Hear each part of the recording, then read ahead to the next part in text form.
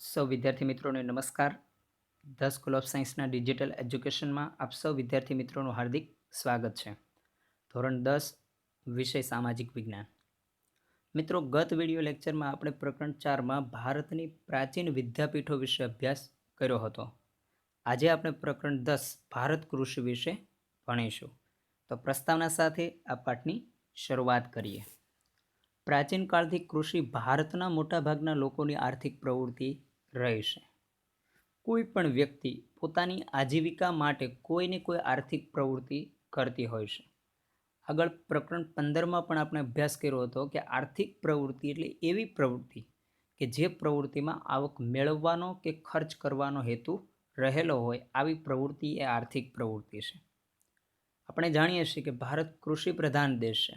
આટલા વિશાળ દેશની અંદર મોટાભાગના લોકોનો પરંપરાગત વ્યવસાય પણ કૃષિ રહ્યો છે.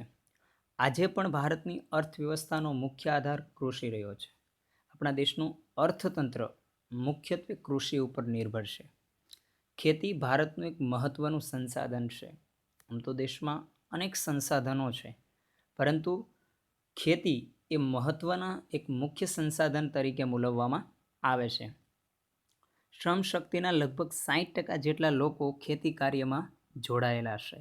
આ આંકડો ખાસ યાદ રાખજો મિત્રો કે શ્રમ શક્તિના કેટલા ટકા લોકો ખેતીના વ્યવસાય સાથે જોડાયેલા છે. તો જે લોકો કોઈને કોઈ શારીરિક શ્રમ કરે છે, આવા શ્રમ કરનાર વ્યક્તિઓના 60% વ્યક્તિઓ એવા છે કે જે માત્ર કૃષિ સાથે જોડાયેલા છે.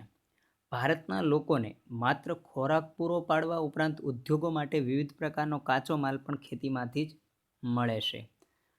ખોરાક માટેનું મુખ્ય સંસાધન એ કૃષિ છે, પરંતુ ખોરાક પૂરો પાડવા ઉપરાંત ઉદ્યોગો માટેનો કાચો માલ છે એ ખેતીમાંથી મળી આવે છે, અને એ ખેતી એ ઉદ્યોગો માટે કાચા માલનો એક મુખ્ય સ્ત્રોત બને છે.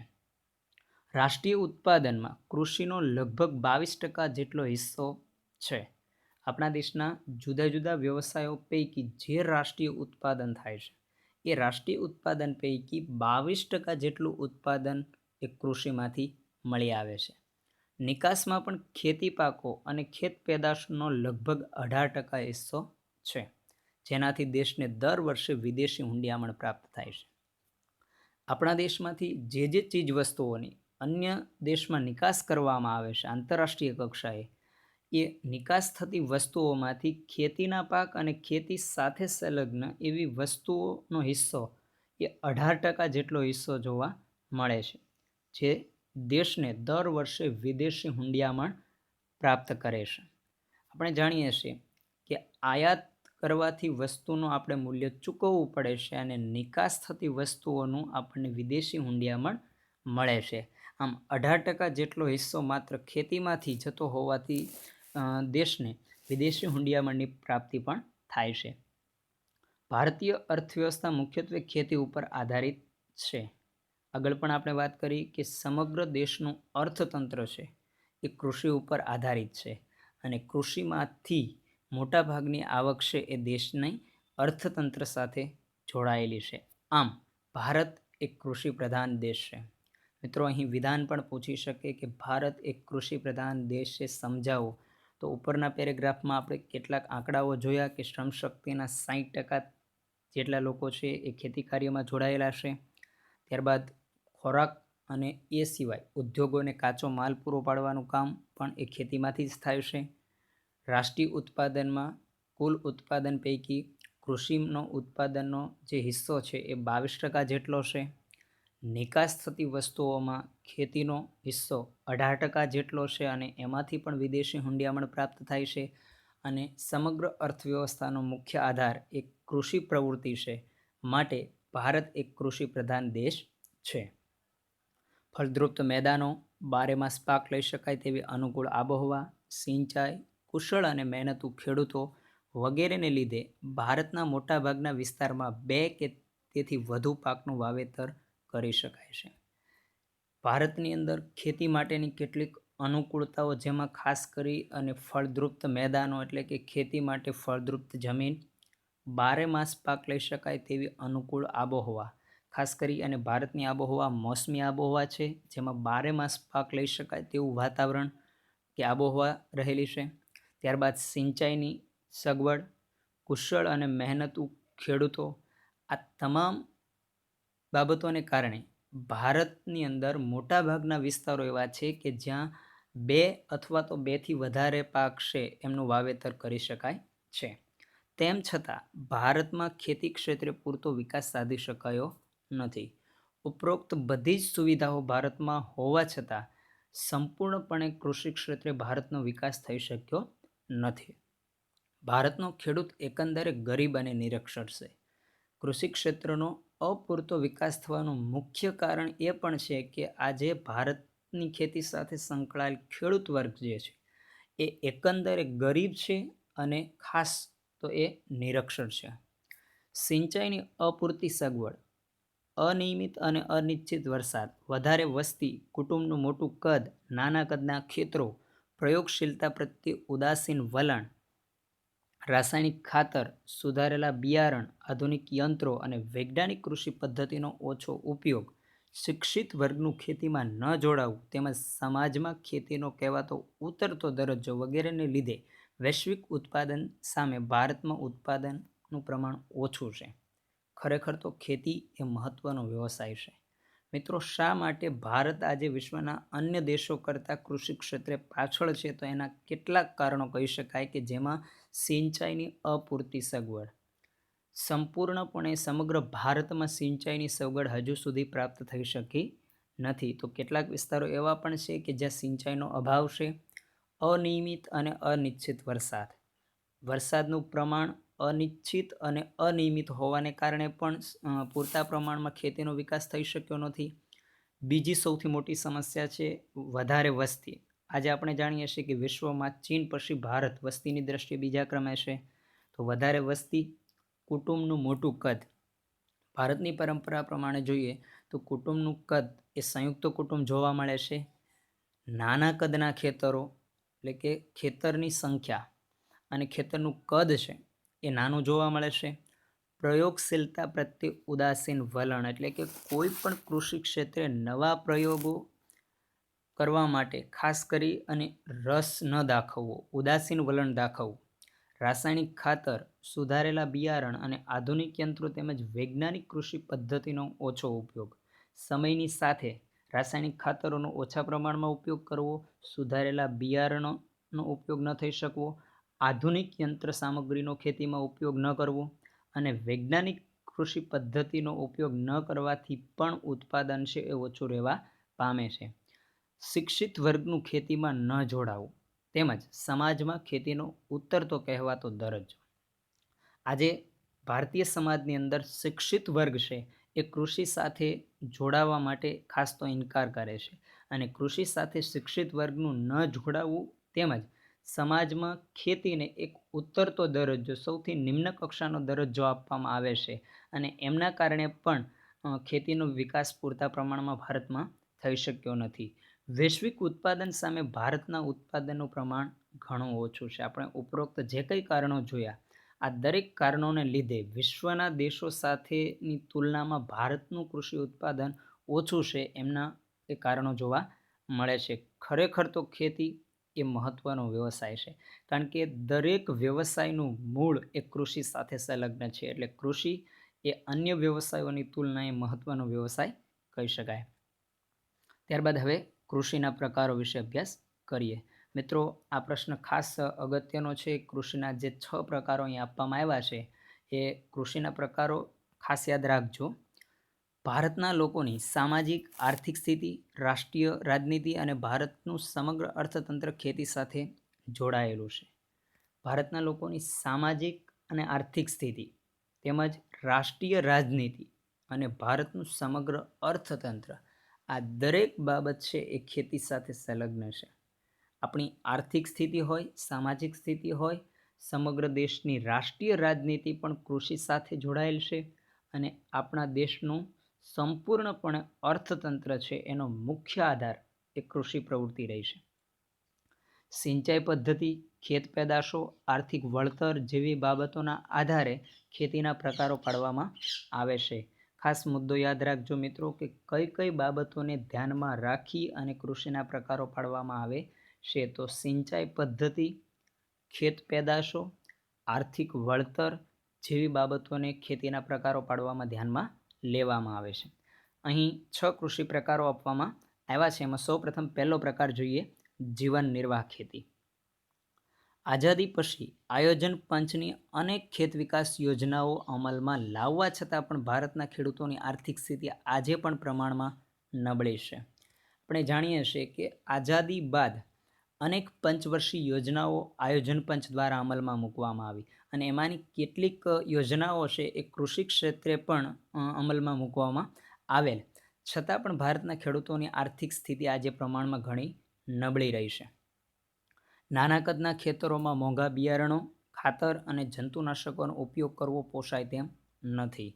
આગળ આપણે જોયું કે ભારતીય ખેડૂતો પાસે ટૂંકા કદના ખેતરો એટલે નાના કદના ખેતરો હોવાને કારણે એમની અંદર ઊંચી કિંમતે મોંઘા બિયારણ, ખાતર કે જંતુનાશકોનો ઉપયોગ આજે ખેડૂતો કરી શકતા નથી.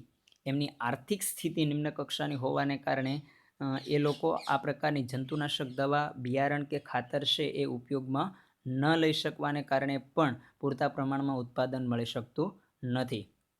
ખેતરમાં થતું અનાજનું ઉત્પાદન પોતાના પરિવારના ઉપયોગ જેટલું જ થાય છે, જે તેના કુટુંબના ભરણ પોષણમાં જ વપરાઈ જાય છે, તેને જીવન નિર્વાહ કે આત્મનિર્વાહ ખેતી કહે છે. વ્યાખ્યા યાદ રાખજો મિત્રો, જીવન નિર્વાહ ખેતી એટલે શું?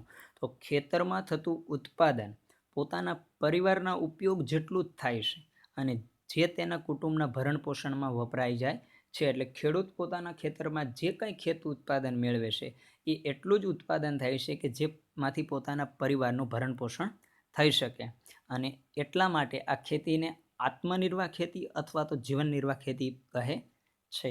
કદાચ એવો પણ પ્રશ્ન પૂછી શકે કે જીવન નિર્વાહ ખેતીને બીજા કયા નામથી ઓળખવામાં આવે છે? તો આત્મનિર્વાહ એટલે કે વ્યક્તિ પોતાના પરિવારનું, પોતાના કુટુંબનું ભરણ પોષણ જે ખેતીમાંથી કરી શકે છે એ પ્રકારની ખેતી એ જીવન નિર્વાહ ખેતી છે અથવા આત્મનિર્વાહ ખેતી છે.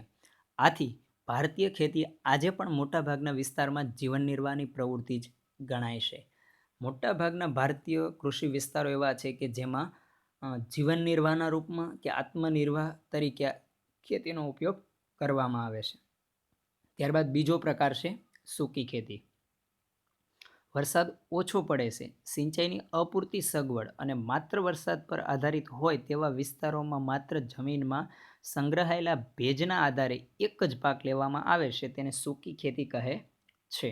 સૂકી ખેતી એટલે શું? વ્યાખ્યા યાદ રાખો કે વરસાદ ઓછો પડવાને કારણે સિંચાઈની જરૂરિયાત ઊભી થાય, પરંતુ સિંચાઈની પણ અપૂરતી સગવડ અને માત્ર વરસાદ ઉપર આધારિત હોય તેવા વિસ્તારોમાં માત્ર જમીનની અંદર રહેલા ભેજ સંગ્રહણને આધારે જ પાક લેવામાં આવે છે. એ પ્રકારની જમીન છે એમને સૂકી જમીન તરીકે ઓળખવામાં આવે છે. અહીં જુવાર, બાજરી અને કઠોળ જેવા પાણીની ઓછી જરૂરિયાતવાળા પાકોની ખેતી થાય છે. સૂકી ખેતીની અંદર સિંચાઈની અપૂરતી સગવડ હોય છે, વરસાદનું પ્રમાણ ઓછું હોવાને કારણે એવા પાક લઈ શકાય છે કે જેમની પાણીની જરૂરિયાત ઓછી હોય છે અને જેમાં જુવાર, બાજરી કે કઠોળ વર્ગના પાક લેવામાં આવે છે. ગુજરાતમાં ભાલ પ્રદેશમાં ચોમાસું પૂરું થયા બાદ ભેજવાળી જમીનમાં આ રીતે ઘઉં અને ચણાનો પાક લેવામાં આવે છે. ખાસ કરી અને ચોમાસાની ઋતુ પૂર્ણ થયા બાદ જમીનની અંદર રહેલા ભેજ આધારિત ઘઉં અને ચણાના પાક જે રવિ પાક લેવામાં આવે છે એ ખાસ કરીને ગુજરાતના ભાલ પંથકમાં. અહીં એક ગુણનો હેતુલક્ષી પ્રશ્ન પૂછાય છે કે ગુજરાતના કયા પ્રદેશમાં સૂકી ખેતીના આધારે ઘઉં અને ચણાનો પાક લેવામાં આવે છે? તો ભાલ પ્રદેશની અંદર ઘઉં અને ચણાનો પાક લેવાય છે. ત્યારબાદ કૃષિનો ત્રીજો પ્રકાર છે આર્દ્ર ખેતી. જ્યાં વરસાદનું પ્રમાણ વધુ છે અને સિંચાઈની સગવડ પણ વધુ છે તેવા વિસ્તારોમાં આર્દ્ર એટલે કે ભીની ખેતી કરવામાં આવે છે. ઉપરની વ્યાખ્યાથી તદ્દન વિરોધી છે. અહીંયા સૂકી ખેતી કરતાં અલગ, જ્યાં વરસાદનું પ્રમાણ પણ વધુ છે અને સિંચાઈની પણ સગવડ વધુ છે એવા વિસ્તારમાં થતી ખેતી એ આર્દ્ર ખેતી કહેવાય છે. વરસાદ ન પડે કે ઓછો પડે ત્યારે સિંચાઈ દ્વારા વર્ષમાં એક કરતાં વધુ પાક લઈ શકાય છે. વરસાદ એ કુદરતી છે, પરંતુ વરસાદ ન પડે કે ઓછો પડે ત્યારે સિંચાઈની પૂરતી સગવડ હોવાને કારણે વર્ષમાં એક કરતાં વધારે પાકો લેવાય છે, જેમાં ડાંગર, શેરડી, કપાસ, ઘઉં અને શાકભાજીની ખેતી થાય છે. આ ખેતીમાં ખાસ કરીને એવા પાકો કે જેમને પાણીની વધારે જરૂરિયાત હોય એવા પાક પણ લઈ શકાય છે, કારણ કે પૂરતા પ્રમાણમાં સિંચાઈની સગવડ હોવાથી ડાંગર, શેરડી, કપાસ, ઘઉં અને શાકભાજીની ખેતી આ પ્રકારે લેવાય છે. ત્યારબાદ કૃષિનો ચોથો પ્રકાર જોઈએ, સ્થળાંતરિત અથવા ઝૂમ ખેતી. આ પ્રકારની ખેતીમાં જંગલમાં વૃક્ષોને કાપીને તેને સળગાવીને જમીન સાફ કરી ત્યાં ખેતી કરાય છે. અહીં 2-3 વર્ષ ખેતી કરાય છે. જમીનની ફળદ્રુપતા ઘટતા આ વિસ્તાર છોડી દઈ અને બીજી જગ્યાએ આ જ રીતે ખેતી શરૂ કરવામાં આવે છે. તેને ઝૂમ ખેતી કહે છે. ઝૂમ ખેતી એટલે શું? તો આ ખેતી એવા પ્રકારે તૈયાર કરવામાં આવે છે કે કોઈ પણ જંગલ વિસ્તારના વૃક્ષોને કાપી અને તેમને સળગાવી અને જમીન સાફ કરી દેવામાં આવે છે. ત્યારબાદ અહીં 2-3 વર્ષ સુધી ખેતી થાય છે. જેવી એ જમીનની ફળદ્રુપતા ધીરે ધીરે ઘટવા લાગે છે એટલે એ વિસ્તાર છોડી દે અને બીજી કોઈ જગ્યાએ એ જ રીતે એ જ પદ્ધતિએ ફરી વખત આ ખેતી શરૂ કરવામાં આવે છે. આમ આ ખેતીને ઝૂમ ખેતી કહે છે. આ ખેતીમાં ધાન્ય પાક કે શાકભાજી ઉગાડાય છે. સ્થળાંતરિત ખેતીમાં કે ઝૂમ ખેતીમાં કયા પાકો લેવામાં આવે છે? તો ખાસ કરી અને ધાન્ય પાક અને શાકભાજીનો પાક ઉગાડવામાં આવે છે. આ ખેતીમાં ઉત્પાદન ખૂબ ઓછું થાય છે, કારણ કે અમુક સમયાંતરે આ ખેતીનું સ્થળાંતર થતું રહેતું હોવાને કારણે ખેત ઉત્પાદનનું પ્રમાણ ઓછું જોવા મળે છે. ત્યારબાદ પાંચમો કૃષિ પ્રકાર છે બાગાયતી ખેતી. બાગાયતી એટલે બગીચાના પદ્ધતિએ ફળ ફૂલોની ઝાડ ઉછેરવા લાયક જે જમીન હોય એ પ્રકારે થતી ખેતી એ બાગાયતી ખેતી છે. બાગાયતી ખેતી એક ખાસ પ્રકારે થતી ખેતી છે. એમાં રબર, ચા, કોફી, કોકો, નાળિયેર ઉપરાંત સફરજન, કેરી, સંતરા, દ્રાક્ષ, આંબળા, લીંબુ, ખારેક એટલે કે ખલેલા વગેરે ફળોની ખૂબ જ માવજત સાથે ખેતી થાય છે. બાગાયતી ખેતીની અંદર એક ખાસ પદ્ધતિએ ખેતી કરવામાં આવે છે અને એમની અંદર મુખ્યત્વે લેવાતા પાકોમાં રબરની ખેતી, ત્યારબાદ ચા, કોફી, કોકો જે એક પીણું છે, ત્યારબાદ નાળિયેર ઉપરાંત કેરી, સંતરા, દ્રાક્ષ, આંબળા, લીંબુ, ખારેક જેવા ફળોની પણ ખેતી ખૂબ માવજત સાથે, ખૂબ કાળજી સાથે છે એ બાગાયતી ખેતીમાં આ પાક લેવામાં આવે છે. આ પ્રકારની ખેતીમાં વધુ મૂડીરોકાણ, કુશળતા, તકનીકી જ્ઞાન, યંત્રો, ખાતર, સિંચાઈ, પરિરક્ષણ, સંરક્ષણ અને પરિવહનની પર્યાપ્ત સુવિધા હોવી જોઈએ. કોઈ પણ વ્યક્તિ બાગાયતી ખેતી કરવા ઈચ્છે છે તો ખાસ કરી અને કઈ કઈ સગવડ કે સુખ સુવિધાઓ એમાં જરૂરી છે? તો આ પ્રકારની ખેતી કરવા માટે સૌથી પ્રથમ તો મૂડીરોકાણની આવશ્યકતા રહેશે. ત્યારબાદ કુશળતા, તકનીકી જ્ઞાન હોવું જરૂરી છે. જુદા જુદા યંત્ર સામગ્રી એમાં ઉપયોગમાં લેવાતા એ યંત્રોની જરૂરિયાત પણ રહેશે. ખાતર, સમયસર એમને સિંચાઈ આપવી, પરિરક્ષણ એટલે કે બધી જ બાજુએથી આ પાકનું રક્ષણ કરવું અને પરિવહનની પર્યાપ્ત સુવિધા કે બાગાયતી ખેતીમાં તૈયાર થતી વસ્તુને બજાર સુધી લઈ જવા માટે પરિવહન સુવિધા પણ પર્યાપ્ત માત્રામાં હોવી જરૂરી છે. તો બાગાયતી પદ્ધતિ ખેતી છે એ કરી શકાય છે. ત્યારબાદ છઠ્ઠો પ્રકાર સઘન ખેતી. જ્યાં સિંચાઈની સુવિધા વધી છે ત્યાં રાસાયણિક ખાતરો, કીટનાશકો અને વિવિધ પ્રક્રિયામાં યંત્રોનો વ્યાપક ઉપયોગથી ખેતીમાં યાંત્રીકરણ આવી ગયું છે અને આ પ્રકારે થતી ખેતીને સઘન ખેતી કહે છે. જ્યાં સિંચાઈની સુવિધા વધી છે ત્યાં રાસાયણિક ખાતરો, કીટકનાશકો અને વિવિધ પ્રક્રિયામાં યંત્રોનો વ્યાપક ઉપયોગ એ ખેતીમાં યાંત્રિક. આજે વિજ્ઞાન અને ટેકનોલોજીના યુગમાં ખેતી ક્ષેત્રે પણ દિન પ્રતિદિન છે એ નવી નવી ટેકનોલોજી અને સુવિધાઓ છે એ વધવા લાગી છે. જેમાં રાસાયણિક ખાતરોનો ભરપૂર માત્રામાં ઉપયોગ કરવો, કીટકનાશકો જે કીડાઓનો નાશ કરનાર જે દવા એ કીટનાશકોનો ઉપયોગ કરવો અને વિવિધ માત્રામાં વ્યાપક પ્રમાણમાં યંત્ર સામગ્રીનો ઉપયોગ દ્વારા આજે યાંત્રિકરણ પણ થયું છે ખેતીમાં, અને આ પ્રકારે થતી ખેતી જેને સઘન ખેતી કહે છે. અને આ ખેતીમાં રોકડિયા પાકોનું વાવેતર વધારે પ્રમાણમાં થાય છે. રોકડિયા પાક જે એવા પાકો કે જેમની અંદર ખાસ કરી અને આર્થિક વળતરની માત્રા વિશેષ હોય છે, જેમાં કપાસ છે, શેરડી, શણ, તમાકુ કે રબર જેવા જે રોકડિયા પાકો છે એમની ખેતી સઘન ખેતીમાં લેવામાં આવે છે. અહીં હેક્ટર દીઠ ઉત્પાદનમાં ખૂબ જ વધારો થયેલ છે, અને આ પ્રકારની ખેતી હેઠળનો વાવેતર વિસ્તાર સતત વધતો જાય છે. હેક્ટર દીઠ સતત સઘન ખેતીના ઉત્પાદનમાં વધારો જોવા મળ્યો છે, અને આ પ્રકારની ખેતી હેઠળનો વાવેતર વિસ્તાર પણ અન્ય કૃષિ પદ્ધતિની જગ્યાએ સતત વધતો જાય છે. આ ખેતીમાં આર્થિક વળતરને મહત્વ અપાતું હોવાથી તેને વ્યાપારી ખેતી પણ કહે છે. હેતુલક્ષી પ્રશ્ન માટે અવશ્ય યાદ રાખો કે સઘન ખેતીને બીજા કયા નામથી ઓળખવામાં આવે છે, તો સઘન ખેતીમાં આર્થિક વળતર એ મહત્વ આપવામાં આવે છે. આર્થિક વળતર મુખ્ય હોય છે, માટે આ પ્રકારની ખેતીને વ્યાપારી ખેતી તરીકે પણ ઓળખવામાં આવે છે. તો મિત્રો, અહીં કૃષિને લગતા આપણે 6 પ્રકારો જોયા: જીવન નિર્વાહ ખેતી, સૂકી ખેતી, આર્ધ એટલે કે ભીની ખેતી, સ્થળાંતરિત અથવા ઝૂમ ખેતી, બાગાયતી ખેતી અને સઘન ખેતી. ત્યારબાદ હવે કૃષિ પદ્ધતિઓ. મિત્રો, પરીક્ષામાં ખાસ ધ્યાનમાં રાખજો કે કૃષિ પ્રકારો પૂછવામાં આવે તો 6 અને કૃષિ પદ્ધતિ પૂછવામાં આવે તો 3. ઘણી વખત વિદ્યાર્થીઓ પ્રશ્ન પૂરો ન સમજવાને કારણે પૂછવામાં આવ્યા કૃષિ પ્રકારો અને આપણે ભૂલથી લખી બેસતા હોઈએ કૃષિ પદ્ધતિઓ. આવું ન બને તેની ખાસ તકેદારી રાખજો. ભારતમાં સજીવ ખેતી, ટકાઉ એટલે કે પોષણક્ષમ ખેતી અને મિશ્ર ખેતી વગેરે વિવિધ ખેત પદ્ધતિઓ પ્રચલિત છે.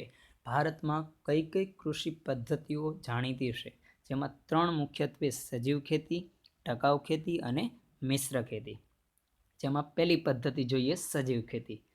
જે પ્રમાણે રાસાયણિક ખાતર અને કીટકનાશકોનો વપરાશ થઈ રહ્યો હતો, તેનાથી રસાયણોની નુકસાનકારક અસરો પણ ધીરે ધીરે વર્તાવા લાગી છે. આજે ખેડૂતો ઝડપથી અને વધારે પ્રમાણમાં ઉત્પાદન મેળવવા માટે ખૂબ મોટા પ્રમાણમાં રાસાયણિક ખાતરો અને કીટનાશકોનો વપરાશ કરતા હોય છે, અને જેના કારણે રસાયણોની નુકસાનકારક અસર પણ ધીરે ધીરે વર્તાવા લાગી છે.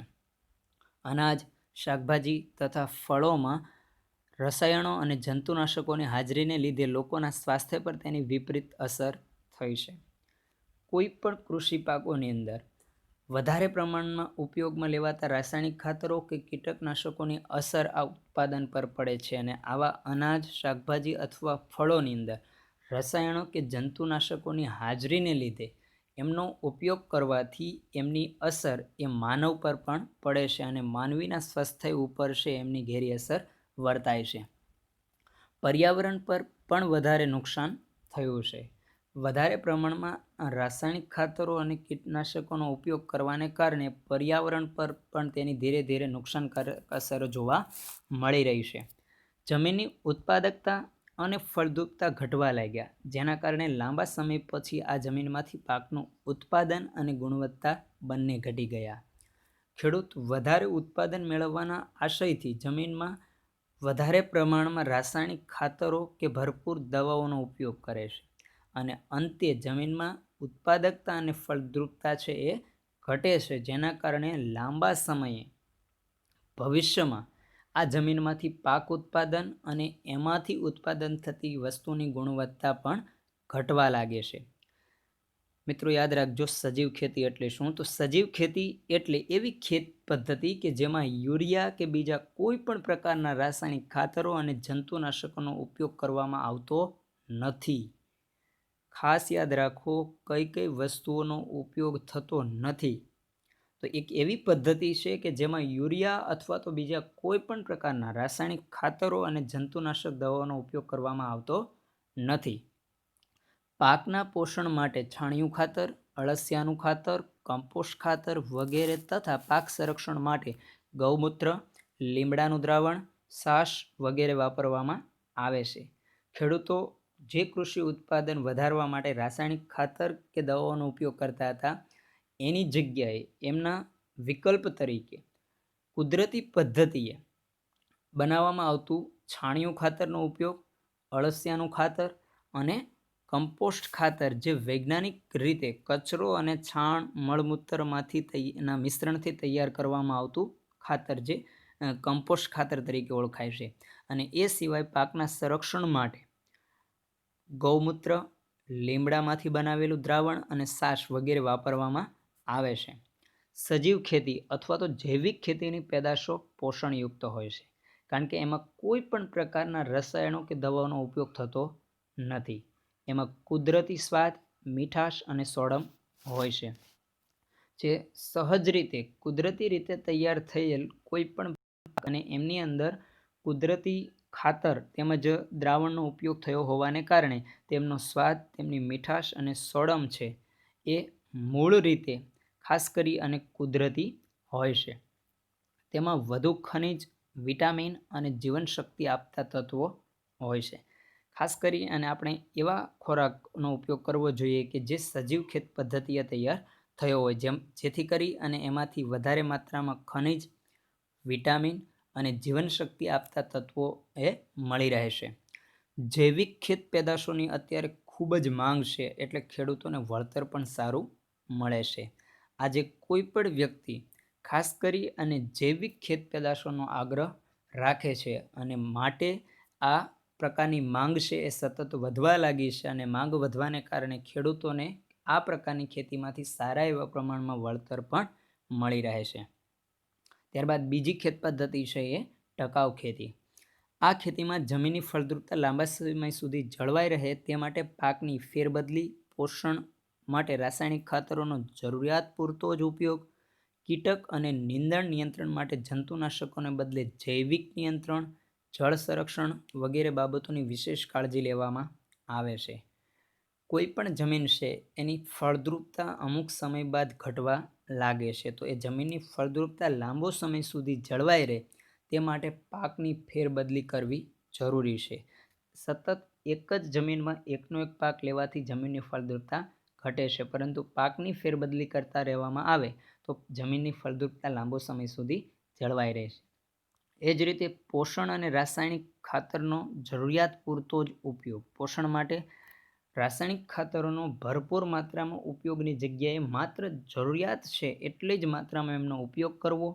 કીટક અને નીંદણ નિયંત્રણ માટે જે જંતુનાશકો છે એમના બદલે જૈવિક નિયંત્રક, જે આપણે ઉપરોક્ત જૈવિક નિયંત્રકો જોયા, જેમાં ગૌમૂત્ર છે, લીમડાનું દ્રાવણ છે, છાશ છે, એવા જૈવિક નિયંત્રકોનો ઉપયોગ કરવો અને જળ સંરક્ષણ કરવું વગેરે બાબતોની વિશેષ આ પદ્ધતિમાં કાળજી લેવામાં આવે છે.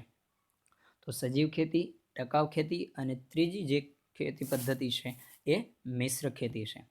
આ ખેતીમાં ખેતીની સાથે પશુપાલન, મરઘા બતકા ઉછેર, મધમાખી અને મત્સ્ય ઉછેર જેવી પ્રવૃત્તિ કરવામાં આવે છે. આમ તો મિશ્ર ખેતી શબ્દ ઉપરથી જ આપણને ખ્યાલ આવી જાય છે કે ખેતીની સાથે અન્ય વ્યવસાયના રૂપમાં પશુપાલન, મરઘા બતકા ઉછેર અને મધમાખી કે મત્સ્ય ઉછેર જેવી પ્રવૃત્તિ કરવામાં આવે છે. આમ મુખ્ય પ્રવૃત્તિ ખેતી છે અને ખેતી સાથે અન્ય તેને સંલગ્ન પ્રવૃત્તિ જોડવામાં આવે છે. માટે આ પ્રકારની કૃષિ પદ્ધતિ છે એ મિશ્ર ખેત પદ્ધતિ છે. તો અહીં આપણે 3 કૃષિ પદ્ધતિઓનો અભ્યાસ કર્યો: સજીવ ખેતી, ટકાઉ ખેતી અને મિશ્ર ખેતી. ત્યારબાદ આગળ જોઈએ ભારતની કૃષિ પેદાશો. ભારતમાં ઋતુઓના સંદર્ભમાં કૃષિ પાકને 3 ભાગમાં વહેંચી શકાય: 1 ખરીફ પાક, 2 રવિ પાક અને 3 જાયદ પાક. ભારતમાં લેવામાં આવતા વિવિધ પાકો છે એમને ઋતુઓના સંદર્ભમાં 3 ભાગમાં વહેંચવામાં આવ્યા છે. આ ત્રણેય ભાગ ખાસ યાદ રાખો: ખરીફ, રવિ અને જાયદ. મિત્રો, અહીં 3 માર્કનો પ્રશ્ન તફાવત સ્વરૂપે પણ પૂછાય છે કે ખરીફ અને રવિ પાક વચ્ચેનો તફાવત આપો, અથવા તો ખરીફ અને જાયદ પાક વચ્ચેનો. તો 3 પૈકી કોઈ પણ 2 જે તફાવતના મુદ્દા રૂપે પૂછાય છે. તો અહીંયા 3 મુખ્ય પાકો જે છે ખરીફ, રવિ અને જાયદ, એમનો આપણે તફાવત જોઈએ. ખરીફ પાક જે ચોમાસાની ઋતુમાં લેવામાં આવતો પાક, એ જ રીતે રવિ પાક જે શિયાળાની ઋતુમાં લેવામાં આવતા પાકને રવિ પાક કહે છે, અને જાયદ પાક જે ઉનાળુ પાક અથવા તો ઉનાળામાં લેવામાં આવતા પાકને જાયદ પાક કહે છે. તો સૌપ્રથમ તો આ 3 શબ્દો યાદ રાખો. ખરીફ એટલે ચોમાસું પાક, રવિ એટલે શિયાળુ અને જાયદ એટલે ઉનાળુ. તો પહેલો મુદ્દો કે ચોમાસામાં લેવામાં આવતા પાકને ખરીફ પાક કહે છે, શિયાળામાં લેવામાં આવતા પાકને રવિ પાક કહે છે અને ઉનાળામાં લેવામાં આવતા પાકને જાયદ પાક કહે છે. બીજો મુદ્દો એમનો સમયગાળાનો છે કે ખરીફ પાક જે છે એ કયા સમયગાળા દરમિયાન લેવાય છે. તો આ પાકનો સમય જૂન જુલાઈથી ઓક્ટોબર નવેમ્બર સુધીનો હોય છે. ખાસ કરી અને જૂન જુલાઈથી આ પાકની શરૂઆત થાય છે અને ઓક્ટોબર નવેમ્બર માસ સુધી છે એ ચોમાસાની ઋતુનો પાક લેવાય છે. ત્યારબાદ રવિ પાકનો સમયગાળો આવે છે. એમની અંદર આ પાક જે છે એ ઓક્ટોબર નવેમ્બરથી શરૂ કરી અને માર્ચ એપ્રિલ સુધી જોવા મળે છે. જે ભારતમાં ઓક્ટોબર નવેમ્બર માસમાં શરૂ થતાની સાથે માર્ચ એપ્રિલ સુધી શિયાળાની ઋતુ હોય છે અને એ સમય દરમિયાન આ રવિ પાક તરીકે લેવાય છે. જ્યારે જાયદ પાક છે એ ઉનાળુ પાક છે અને આ પાકનો સમય છે એ માર્ચથી જૂન સુધીનો હોય છે. મિત્રો, અહીં શક્ય હોય તો અહીં પાઠ્યપુસ્તકમાં આપેલ જે ક્રમ છે એ ક્રમને જાળવી રાખવામાં આવે તો સમયગાળો યાદ રાખવામાં ઘણી સરળતા રહેશે. કારણ કે જૂન જુલાઈથી ઓક્ટોબર નવેમ્બર, એ જ રીતે રવિ પાક છે એ ઓક્ટોબર નવેમ્બરથી માર્ચ એપ્રિલ અને જાયદ છે એ માર્ચથી લઈ અને જૂન સુધીના સમયગાળા દરમિયાન ઉનાળુ પાક તરીકે લેવાય છે. ત્યારબાદ હવે ત્રીજો મુદ્દો છે એ એમના ઉદાહરણો વિશેનો છે. તો ખરીફ પાક એટલે કે ચોમાસું પાકની અંદર કયા કયા મુખ્યત્વે પાક લેવાય છે. તો ચોમાસું પાકની અંદર ડાંગર એટલે કે ચોખા, મકાઈ, જુવાર, બાજરી, કપાસ, તલ, મગફળી અને મગ, મઠ વગેરે ખરીફ પાક છે. ખાસ કરી અને જે પાક ચોમાસામાં લેવાય છે એવા તમામ પાકને ખરીફ વર્ગમાં આપણે સમાવી શકીએ. ત્યારબાદ શિયાળુ ઋતુમાં લેવામાં આવતા પાક જે રવિ પાક છે, જેમાં ઘઉં, ચણા, જવ, સરસવ, ત્યારબાદ રાયડો, અળસી વગેરે રવિ પાક છે. મિત્રો, અહીં કેટલાક પાક એવા પણ છે કે જે ચોમાસાની ઋતુમાં પણ લેવામાં આવતા હોય અને શિયાળાની ઋતુમાં પણ લેવામાં આવતા હોય, તો એ એક કરતાં વધારે ઋતુમાં લેવાતા પાકો પણ હોય છે. તો અહીં ખાસ કરી અને ઘઉંનો પાક, ચણા છે, ત્યાર પછી જવ, સરસવ અને રાયડો જે મોટા દાણાની રાઈ જે છે એ રાયડો, ત્યાર પછી અળસી જે થેલી બિયા પાક છે. આ તમામ પ્રકારના કઠોળ વર્ગના જે પાકો છે એ પણ આમની અંદર લેવાય છે. ત્યારબાદ જાયદ પાક તરીકે ડાંગર, મકાઈ, મગફળી, તલ, બાજરી તથા તરબૂચ, કાકડી, શક્કરટેટી વગેરે જાયદ પાક છે. તો ઉનાળાની ઋતુ દરમિયાન કયા કયા પાક મુખ્યત્વે લઈ શકાય, તો ત્યાં સિંચાઈની સુવિધા હોવા જે વિસ્તારની અંદર હોય છે ત્યાં ડાંગર, મકાઈ, મગફળી, તલ, બાજરી તથા તરબૂચ, કાકડી, શક્કરટેટી વગેરે જેવા પાક પણ લઈ શકાય છે. તો મિત્રો, અહીંયા તફાવત 3 મુદ્દાની અંદર આપણે જોયું. સૌપ્રથમ કયા સમય દરમિયાન લેવાતા પાકને કયા પાક તરીકે ઓળખવામાં આવે, તો ખરીફ એટલે ચોમાસું, રવિ એટલે શિયાળુ અને જાયદ એટલે ઉનાળુ. ત્યારબાદ સમયગાળો જોયો અને ત્રીજો મુદ્દો જે છે એ એમના ઉદાહરણો અથવા તો કઈ ઋતુમાં કયો પાક લેવાય છે.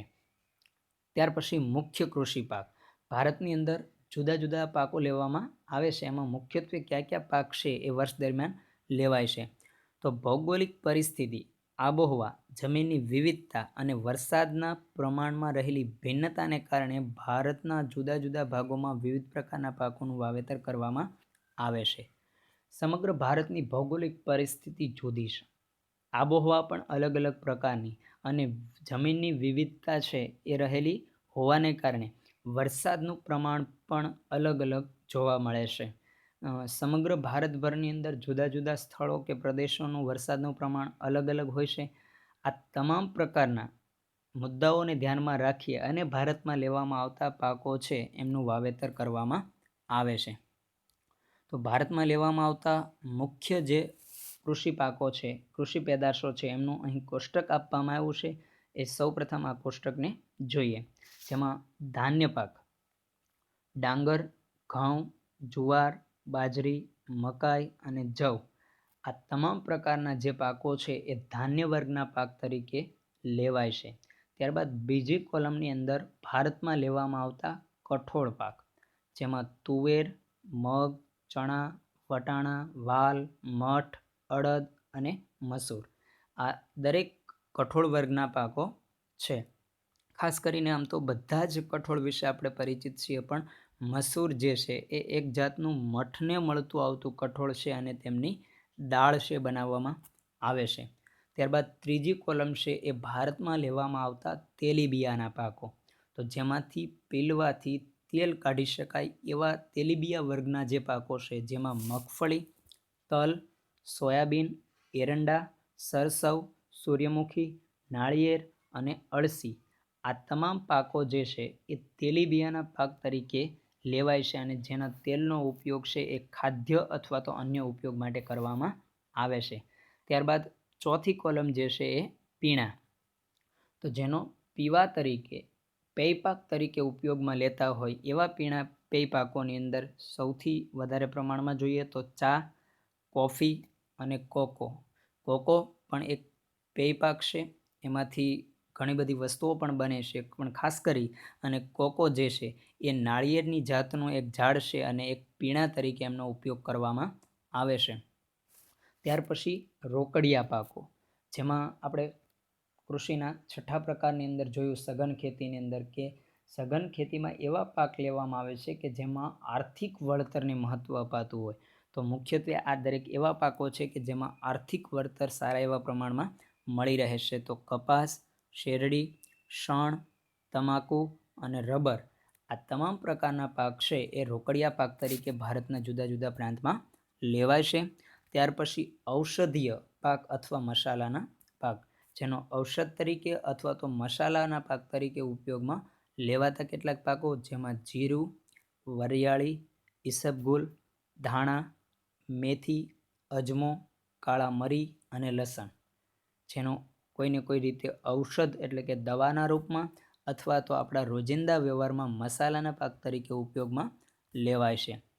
ત્યાર પછી ભારતની અંદર થતા મુખ્ય ફળોમાં કેરી, કેળા, ચીકુ, પપૈયા, દ્રાક્ષ, બોર, સફરજન અને જામફળ, જે મુખ્ય ભારતની અંદર લેવાતા ફળ પાકો છે.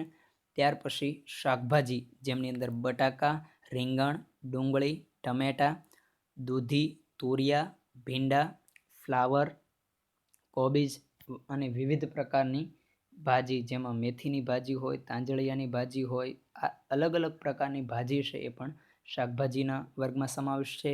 તો અહીં ભારતની અંદર લેવામાં આવતી મુખ્ય કૃષિ પેદાશો વિશેનો આપણે અભ્યાસ કર્યો. આગળના મુદ્દા વિશે છે એ હવે પછીના વિડીયો લેક્ચરની અંદર આપણે અભ્યાસ કરીશું. આજનો વિડીયો લેક્ચર અહીં પૂર્ણ કરતાં પહેલાં આજના હોમવર્કની અંદર અહીં આપવામાં આવતા પ્રશ્નો એક વખત સારા અક્ષરે લખી અને તૈયાર કરવાના રહેશે. તો મિત્રો પ્રશ્નો નોંધી લેશો. પ્રશ્ન 1, ભારતના કૃષિ પ્રકારો જણાવી તેની ટૂંકમાં સમજ આપો. પ્રશ્ન 2, ભારતની મુખ્ય કૃષિ પદ્ધતિઓ કેટલી છે, કઈ કઈ, તેની સમજ આપો. અને પ્રશ્ન 3, ખરીફ અને રવિ પાક વચ્ચેનો તફાવત 3 મુદ્દાની અંદર આપો.